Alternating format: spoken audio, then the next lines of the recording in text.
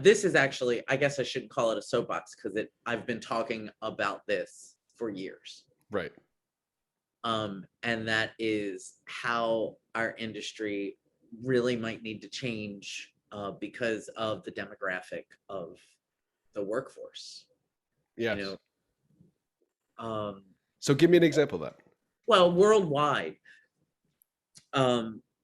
like in a couple of years now, millennials and Gen Z will make up like 70% of the workforce. Yeah.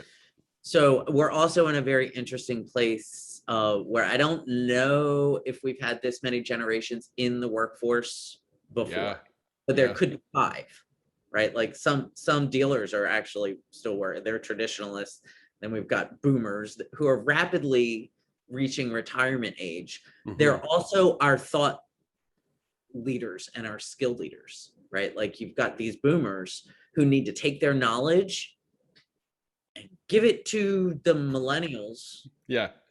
And Gen Z. Millennial right now is the biggest cohort in the, at least the US workforce. Yeah. But Gen Z is coming up quick, and Gen Z they're going to be even bigger. This is a generation that is even bigger than millennials. Different than millennials, yes. Right? So now our workforce is going to be millennials who I think other generations get a bad rap. Like the generations that come behind. Sure. You know, the next generation, I think we're just pissed off because they're younger than us sometimes, right? Oh, those whippersnappers. Yeah.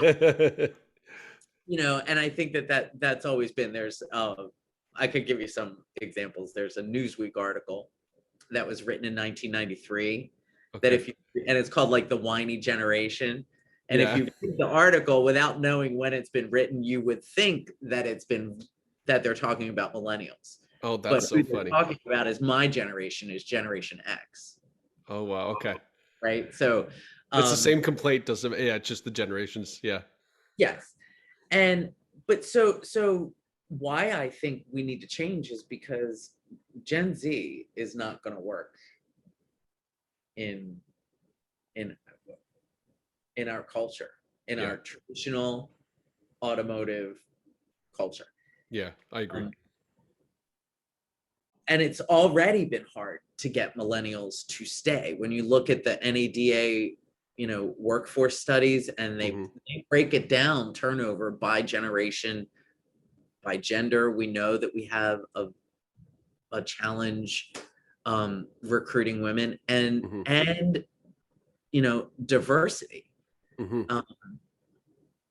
So when you put all of that together, I just really believe that our industry has to have a paradigm shift, really, like where, at least I hope we do. And of course there's so much reason when you look at just diversity, right? Which inclusion comes first, right? Yeah, absolutely. Inclusion comes first. And diversity is it's broad. Obviously right now, racial diversity, especially after a year ago, and the murder of George Floyd really brought the inequities to light. More people realize there's something just wrong. There's something wrong. And you can look at our dealer body and see, I mean, of course I can speak mostly to US because I haven't studied, of course, Canadian dealers, but we're the most diverse country. Our population is so super diverse, but that's not reflected in the showroom.